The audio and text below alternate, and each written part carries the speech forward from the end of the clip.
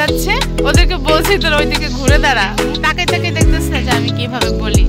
আমার আসলে বলতে গেলে অনেক লজ্জা লাগে, এই জন্য আমি ওদেরকে বারবার বলতেছি তোরা একটু অন্যদিকে তাকা, কিন্তু না, ওরা অন্যদিকে তাকাবে না, ওরা আমার দিকেই তাকাই থাকবে।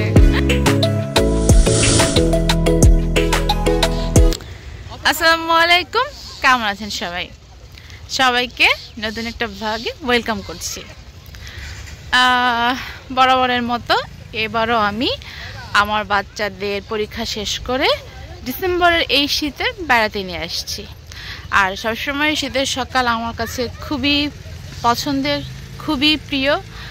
খুব সুন্দর একটা জায়গায় আসছি, এই জায়গাটার নাম হচ্ছে গোপীনাথপুর। আর হচ্ছে যে শীতের মিষ্টি রোদ, এই রোদে বাইরে আসা কি যে দারুণ। আর এটার মজা অন্যরকম, এটা শহরে একরকম, গ্রামে আর এক রকম। প্রকৃতি আসলে সবসময় খুব কাছে টানে। তো মাঝে মাঝে আমার কাছে মনে হয় যে পরবর্তীতে যদি কারো প্রেমে পড়ি, সেটা যেন অবশ্যই প্রকৃতির প্রেমেই পড়ি। তো সকালটা শুরু হলো আমার ছোটো বোন রায়া এবং আমার মেয়ে মারিশাকে সাথে করে নিয়ে। তো আজ সারাদিন কি করি, কোথায় যাই, সারাটা দিন আমাদের কীরকম কাটে, কতটা আনন্দে কাটে, সেটাই দেখার জন্য পুরোটা সময় নিয়ে আমার সাথে থাকতে হবে। তাহলে সাথে থাকুন আর দেখতে থাকুন। শীতে কি অবস্থা, কি ঠান্ডা বাতাস। দেখি বোনের মুখটা কি দানা, রায়া আছে সবচেয়ে মজায় যে ওর বাতাসটা লাগতেছে না, বাতাসের সঙ্গে যুদ্ধ করা লাগতেছে না। আমরা তিনজন একটা ভ্যান নিয়ে সকাল সকাল বেরিয়ে পড়লাম। শীতকাল এমন একটি বসন্ত যা আমাদের জীবনে এক বিশেষ আনন্দ নিয়ে আসে। শীতের সকালের কুয়াশা, গরম কাপড় এবং উষ্ণ খাবার আমাদের মনকে খুব সহজেই প্রফুল্ল করে তোলে। নিরানন্দের আবরণকে সরিয়ে শীতের সকাল কথা বলে প্রাণচঞ্চল এক নতুন জীবনের।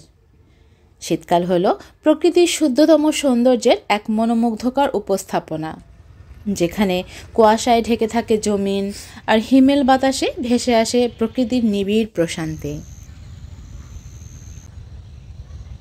তোমাদের কি অবস্থা? এই রোদে কেমন লাগছে বলো? প্রতিটা দিন সকালে তোমরা ঘুম থেকে ওঠো 11টায়, আজকে যে তোমরা আমার কল্যাণে এই যে সকালের রোদটা পাইছো, উপভোগ করছো, বলো কেমন লাগছে? আমি অনেক অ্যাসিডিক ছবি তুলতেছি। এমনি আসো আমার কাছে, আমার কাছে আসো, আমার একটা কথা আছে, শুনে যাও। একটা কথা আছে, শুনে যাও, শুনে যাও। শুনো, কি নাম তোমার বলো? হুমায়রা। হুমায়রা, বাসা কোথায়? এই যে। তুমি সোয়েটার পরো নাই? না, আমার শীত লাগে না। শীত লাগে না? না। কেন? আমাদের দেখছো কত শীত, আমরা মোটা মোটা জ্যাকেট পরেছি।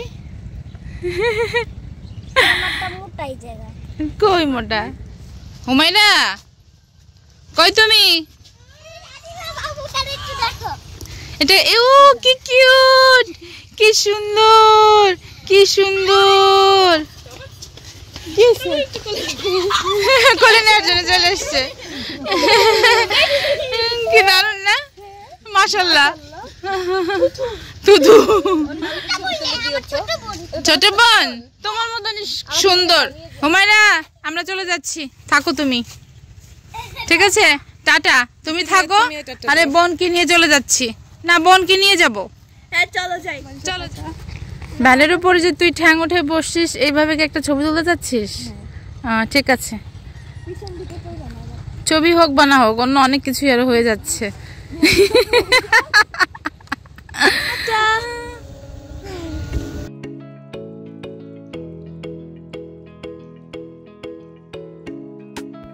আমরা এখন এখান থেকে চলে যাচ্ছি। চলে আসলাম আরেকটি সুন্দর জায়গায়। শীত মানেই রোদ্দুরের উষ্ণতা আর মিঠে রোদে বসে গল্পের আসর। এই জন্যই সকাল সকাল তিনজন বেরিয়ে পড়লাম। তোদের উপরে কি সার্বক্ষণিক জিনের আসর থাকে? আচ্ছা, এত সকালে কিভাবে এরা গোসল করে? কি ঘুম আসে নাকি? আমার মেয়েটা রোদ পাইলেই খালি ঘুমায় যায়, কি যে একটা অবস্থা। আজ এই স্কুলের রেজাল্ট দেওয়া হচ্ছে। এটা দেখে ছোটবেলার কথা মনে পড়ে গেল। যখন ফাইনাল পরীক্ষা শেষে আমার রেজাল্ট দেওয়া হতো, প্রথম হব নাকি দ্বিতীয় হব, এটা নিয়ে একটা টেনশন কাজ করত।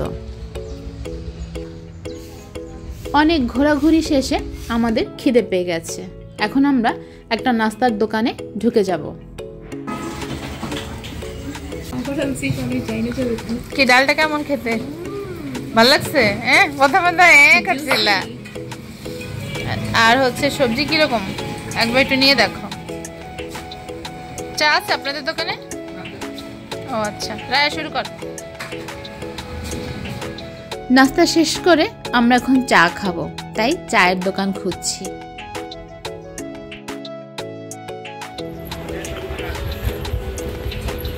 এখানে ঘুরে ঘুরে হাঁটতেছে।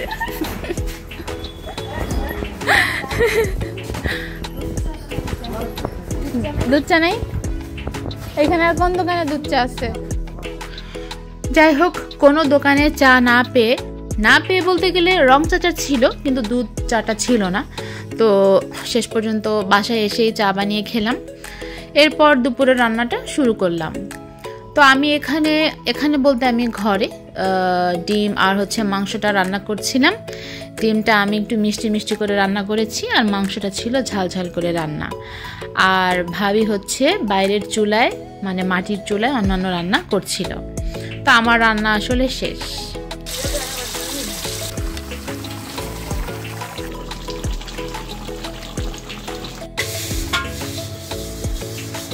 রান্না সব শেষ হয়ে যাওয়ার পর সব খাবারগুলো নিয়ে আমরা টেবিলে বসলাম, পিচ্চি বাচ্চা সবাইকে নিয়ে। আর হচ্ছে সবাই গল্প করতে করতে, মজা করতে করতে খাচ্ছিলাম। সবাই মিলে একসঙ্গে খাওয়ার আনন্দটা আসলে অন্যরকম।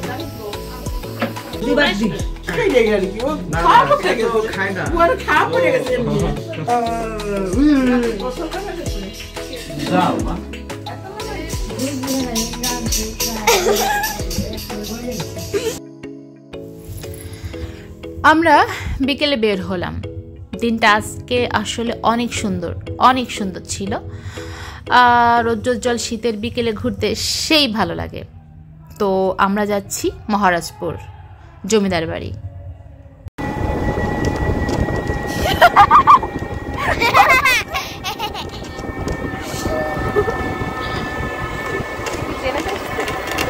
জেনে ধরছে। মুখ লুকাও কেন না? মুখ দেখাও।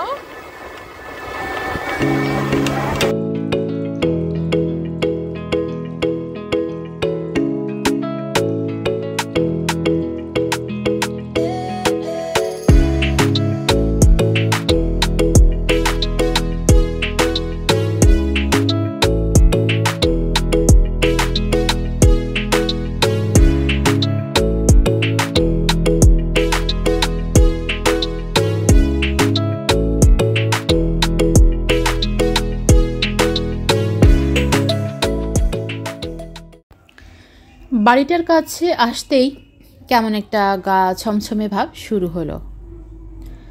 যদিও ব্যাপারটা এরকম না, কারণ দিনের অনেক আলো আছে এখনো।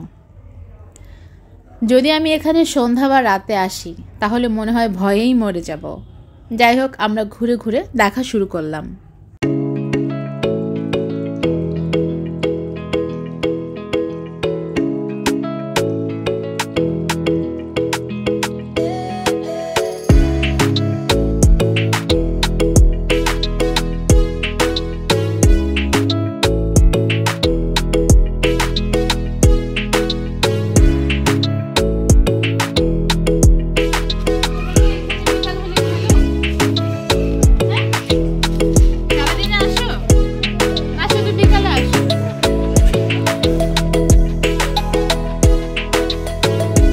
আচ্ছা, এখানে কি কোনো ভূত আছে? কখনো কি দেখছো সন্ধ্যাবেলা? দেখো নাই? সত্যি? তো তখন কি ভূত টুত দেখছিলা? নাই না?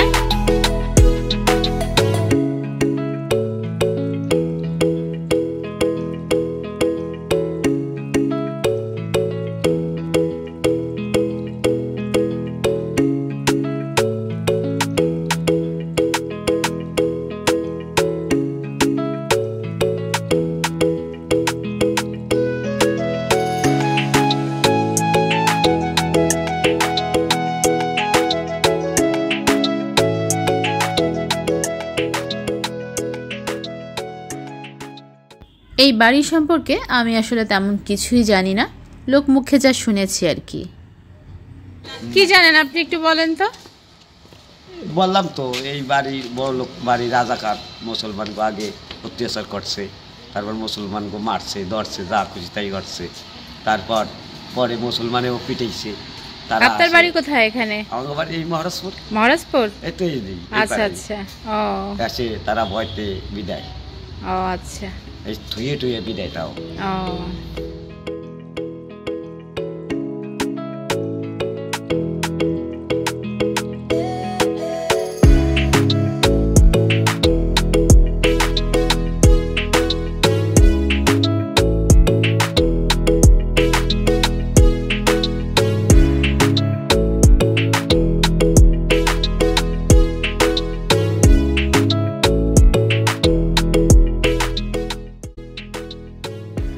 অনেকদিন পর একটি পূর্ণাঙ্গ ভিডিও আপলোড করলাম, সেজন্য অনেক ভালো লাগলো।